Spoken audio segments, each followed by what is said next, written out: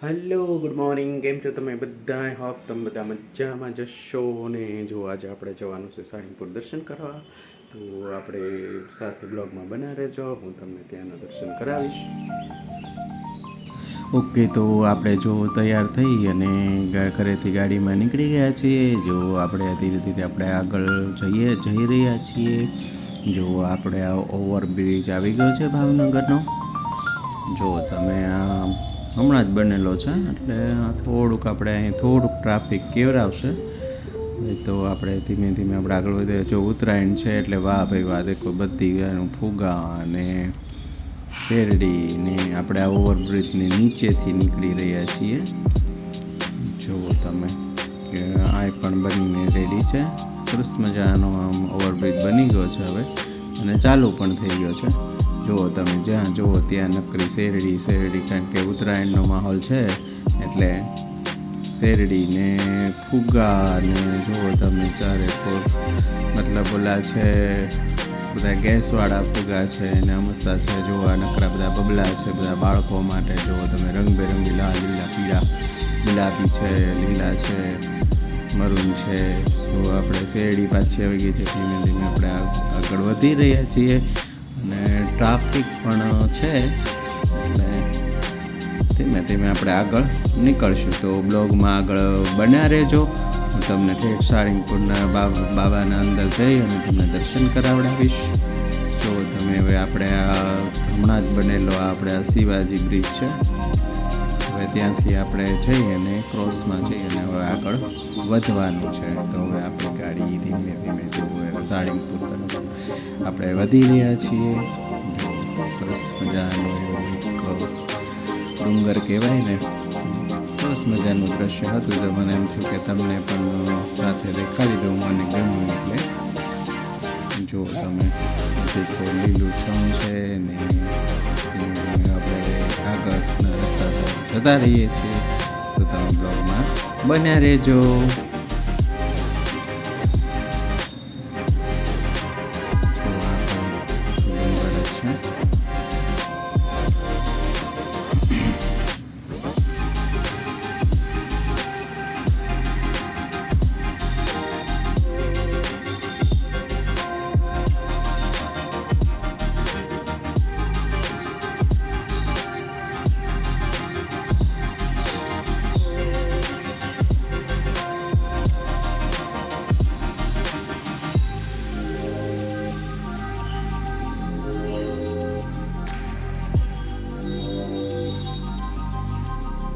જુઓ તો હવે આપણે સાળીંગપુર પહોંચી ગયા છીએ. જો તમે આમ આગળથી તમને દાદાના દર્શન થશે. જુઓ તમે આ આપણું આ મંદિર છે. હજી આપણે એન્ટ્રન્સમાં તો નથી પહોંચ્યા, પણ જુઓ તમે અહીંથી બહાર જ તે દેખાય છે આ મંદિર. અને બસ હવે આપણે જસ્ટ 5-10 મિનિટમાં જ તમે પહોંચી જશું. જુઓ તમે આ એનો મેઇન ગેટનો ટાવર છે.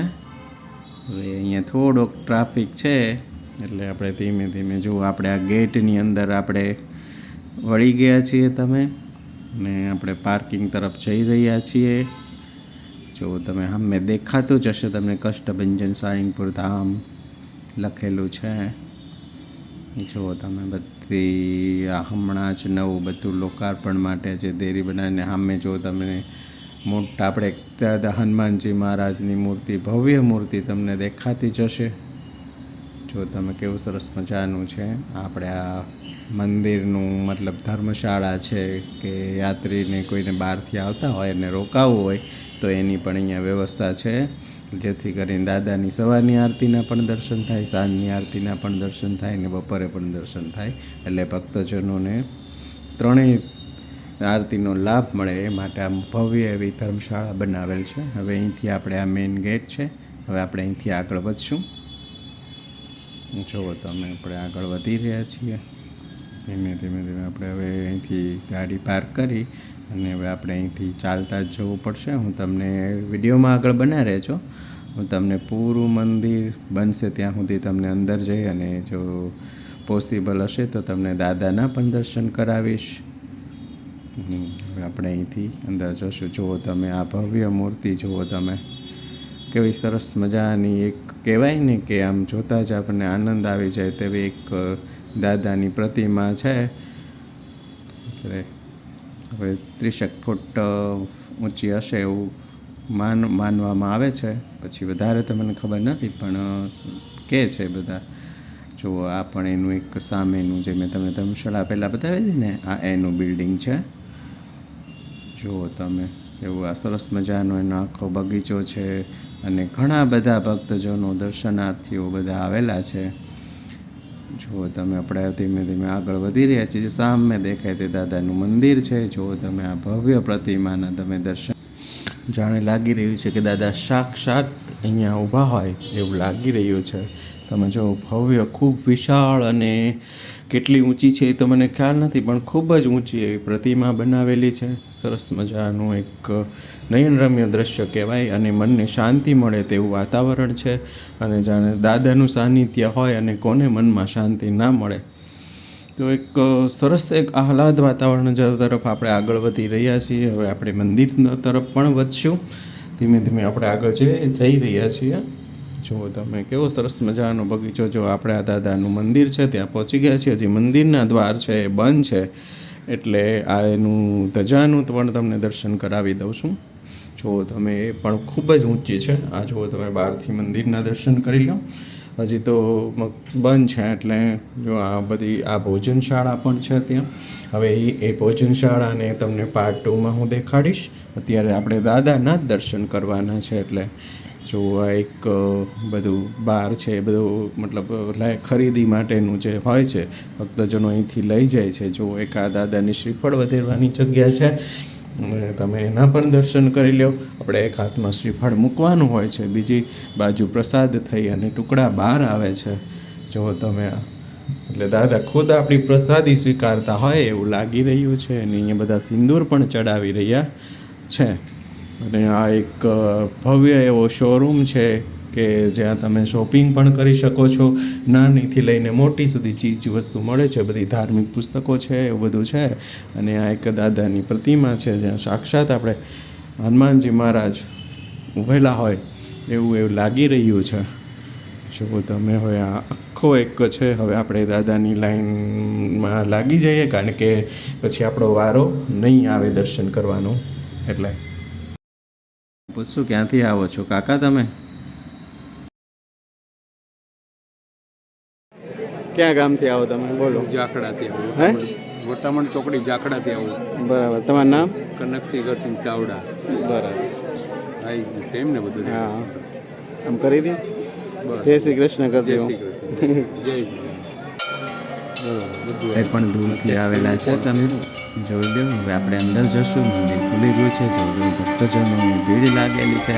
અને જો હું સહિત મોબાઈલ ઊંચો કરું છું, અંદર ફોટોગ્રાફી નીચે બનાવી છે, પણ બનશે ત્યાં સુધી હું તમને કેટલા બને દાદાની પ્રતિમાના તમને દર્શન કરાવીશું. તમને હવે જો દેખાય છે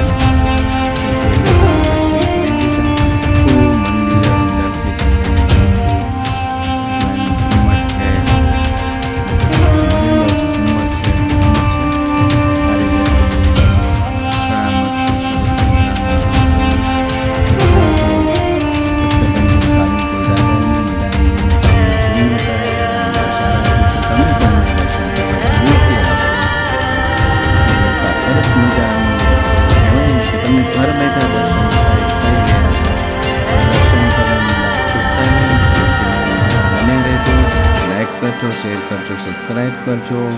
અને તમને હજી પણ આવા જ મારો વિડીયો આવશે તો જોવાનું ભૂલતા નહીં. અને એક કષ્ટભંજનનું નામ લઈ અને એક લાઈક, શેર અને કમેન્ટ જરૂરથી કરી દેજો. અને કમેન્ટમાં લખજો જય હનુમાન દાદા, જય કષ્ટભંજન દેવ, બધાની મનોકામના પૂર્ણ કરે. ભેટ છે, અહીંયા હવન ચાલી રહ્યું છે. સ્વામિનારાયણ હવન છે.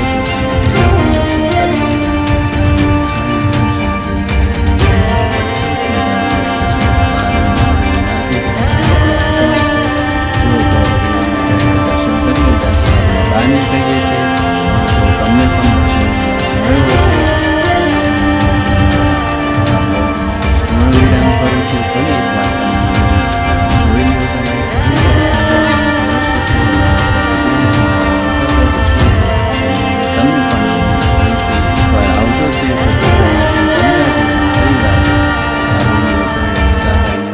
નામ લેજો, કમેન્ટમાં જય હનુમાનજી મહારાજ બોલજો, જય શ્રી રામ, જય કષ્ટભંજન દાદા. સૌની મનોકામના પૂર્ણ કરે તેવી આપણે આશા છે. જુઓ તમને સરસ મજાનું એક આખું મંદિરના તમને બહારથી દર્શન કરાવી દઉં છું. હવે ભક્તજનોની બહુ જ ભીડ વધી ગઈ છે. આપણે પહેલાં જ હતા એટલે આપણે પહેલાં દર્શનનો વારો આવી ગયો છે. જુઓ સારું તો હવે આવજો. જય કષ્ટભંજનમાં.